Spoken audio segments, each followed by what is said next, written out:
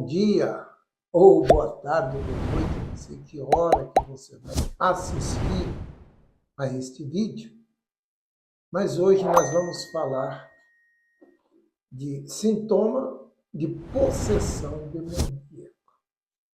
Semana passada nós falamos por que demônios podem possuir um crente.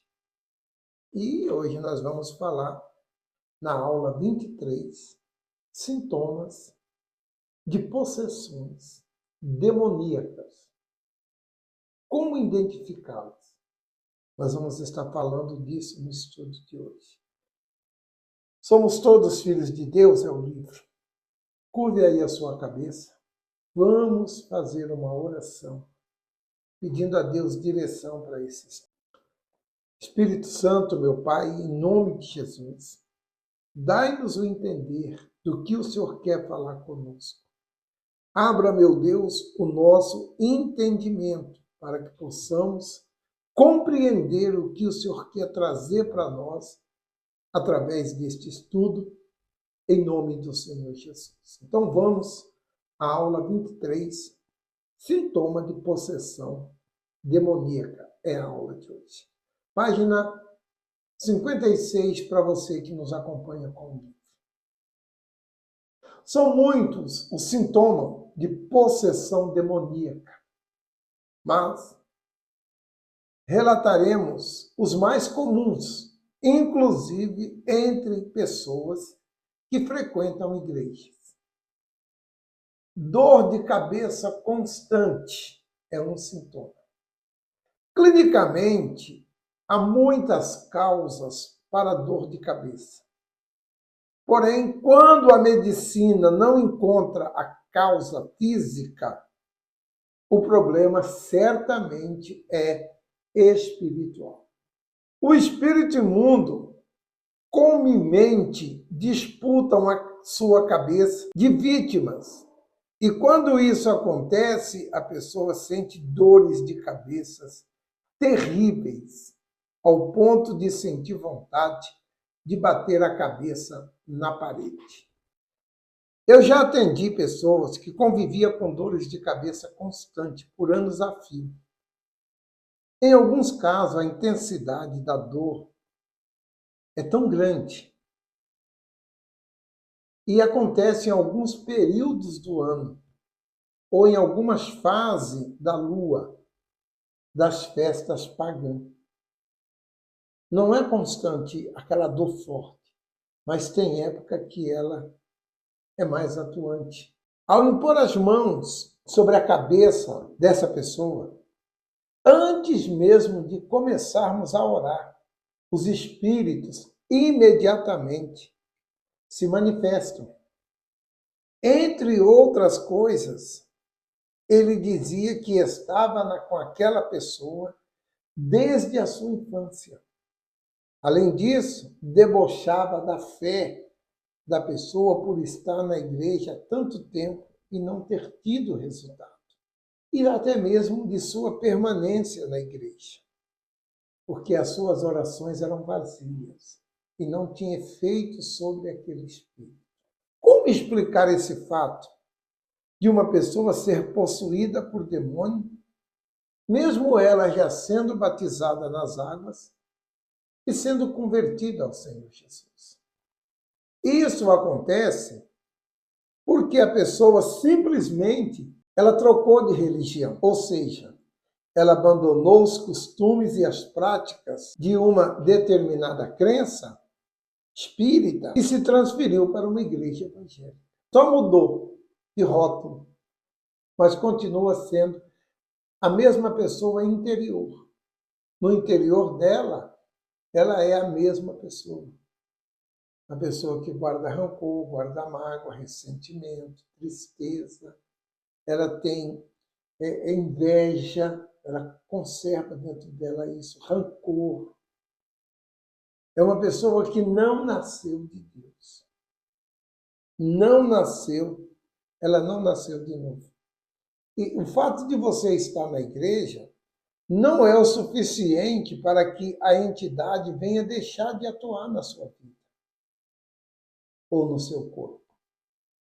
A prática religiosa não impede a ação de um demônio.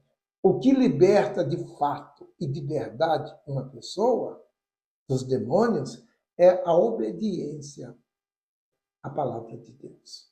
Somente a obediência à palavra de Deus é capaz de fazer com que a pessoa se torne totalmente livre deste mal. Insônia. Vamos falar de outra possessão demoníaca.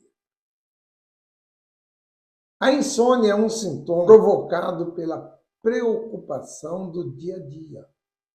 Naturalmente, não estamos nos referindo a esse tipo de insônia, insônia de preocupação de uma situação, de um acontecido.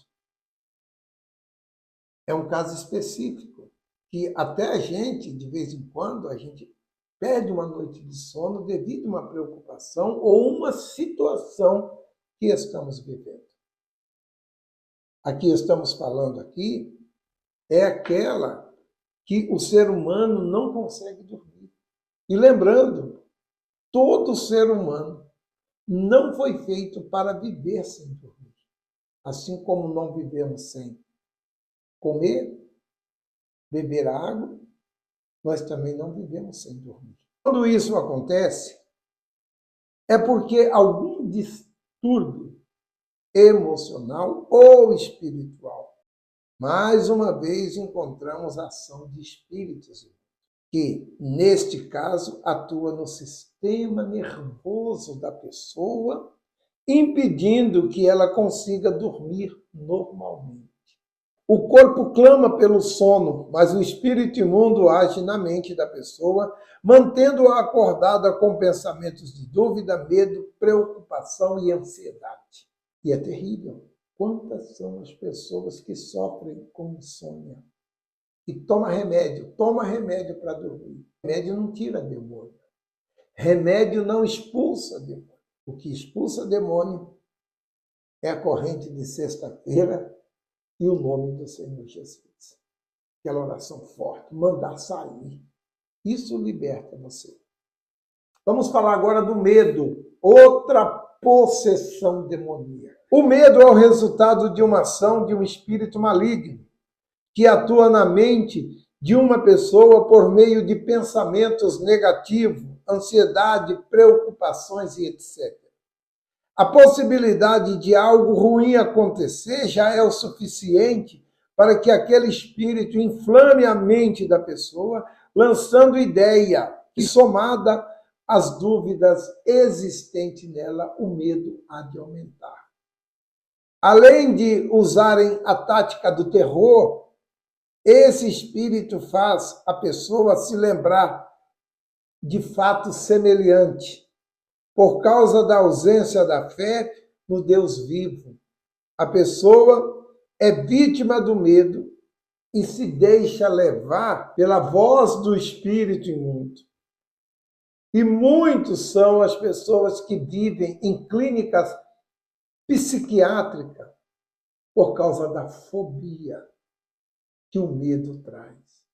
Amiga, o bispo falou certa vez, em uma mensagem que ele deu, e eu tenho colocado isso em prática.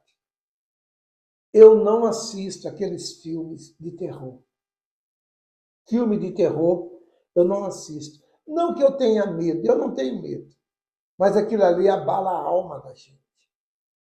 Eu muitas vezes, quando eu assistia, eu até achava engraçado algumas cenas, né? Bizarra, engraçada. Outro desejo demoníaco, desejo de suicídio. Este é um sintoma de ordem espiritual. O Senhor Jesus ensina claramente que o diabo veio para matar, roubar e destruir. João 10:10. Você vê que a ordem está certinha. Matar, roubar e destruir. Ele mata a pessoa, rouba a alma e destrói a esperança da pessoa, levando-a para o inferno, definitivamente. Portanto, o desejo de suicídio é uma inspiração diabólica. Toda pessoa que pensa em suicídio ouve uma voz sugerindo que essa é a solução definitiva para os problemas. Contudo, a Bíblia condena o suicídio e diz que não haverá salvação para quem tira a própria vida. A exemplo de Judas Iscariote. Veja o que disse o Senhor Jesus, através do apóstolo Paulo, no livro de 1 Coríntios 3,17.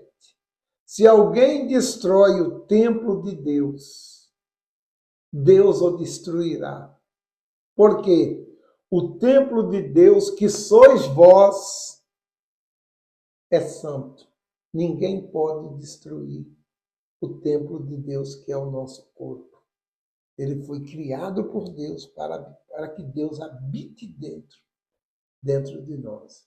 É a mesma coisa a pessoa que constrói uma casa. Ela constrói a casa para ela morar dentro. No que diz respeito a esse sintoma de possessão demoníaca, confesso que nunca ter encontrado um crente que tivesse sido afetado por esse tipo de desejo diabólico, pois os crentes têm consciência de que este pecado, os crentes têm consciência de que isso é pecado mortal.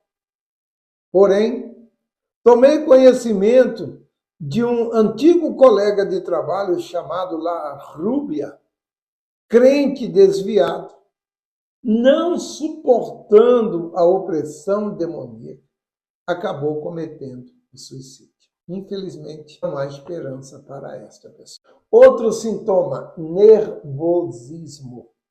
Ao tratarmos desse sintoma, não estamos destacando alguns momentos difíceis vividos pelo ser humano, mas sim casos que a pessoa permanece 24 horas por dia nesse estado de nervo, com os nervos à flor da pele, carregada as mãos, carregada de pedra. Qualquer pessoa que se aproxima, ela está pronta para tirar as pedras em cima. É desse nervosismo que nós estamos falando aqui. Esse estado de nervo é provocado pela presença de muitos espíritos. E quanto maior o número de espíritos imundos na vida de uma pessoa, mais intenso é o nervosismo dela. Esse tipo de problema tem levado muitas pessoas a tomar decisões trágicas que se arrependerá para o resto de suas vidas, ou talvez até pela eternidade. A Bíblia cita um caso de nervosismo extremo que ocorreu quando o Senhor Jesus desembarcou na terra dos Gadarenos. Veja, está no livro de Lucas, no capítulo 2, ao versos 15. Nós vamos ler agora esse capítulo de Lucas. Vamos lá, capítulo 5, versos 2 ao 15. Pega a sua Bíblia aí. E saindo ele do barco, saiu logo ao seu encontro do sepulcro um homem com espírito imundo, o qual tinha a sua morada no sepulcro, e nem mesmo cadeias podia alguém prender, porque, tendo sido muitas vezes preso com grilhões e cadeia, as cadeias foram feitas em pedaços, e os grilhões em migalhas. Ninguém podia amansar. Andava sempre de dia e de noite, clamando pelos montes, pelos sepulcros, se ferindo com pedras. E quando viu o Senhor Jesus de longe, correu e adorou, e clamando com grande voz, disse: Que tenho eu contigo, Jesus, Filho do Deus Altíssimo? Conjuro-vos por Deus que não nos atormente. Você vê que ele falou que não nos atormente. Porque se dizia: sai deste homem, espírito. E perguntou Jesus: qual o teu nome? E o demônio respondeu, dizendo: meu nome é Legiões, porque somos muitos. Rogava-lhe muito para que não o enviasse para fora daquela província. E andava ali pastando um monte, uma manada de porcos, quase 2.000 porcos. E todos aqueles demônios lhe rogavam, dizendo: manda-nos para aqueles porcos, para que entramos neles. E Jesus logo o permitiu. E saindo aqueles espíritos imundos que se entraram nos porcos, e a manada de porcos se precipitou por despenhadeira abaixo no mar. Eram quase 2.000 porcos. E se afogaram no mar. E os que apacentavam os porcos fugiram e anunciaram na cidade e nos campos, e saíram para ver o que era aquilo que tinha acontecido. E foram ter com Jesus e viram o que era endemoniado, que estivera com a legião assentado, vestido em perfeito estado de juízo, e temeram.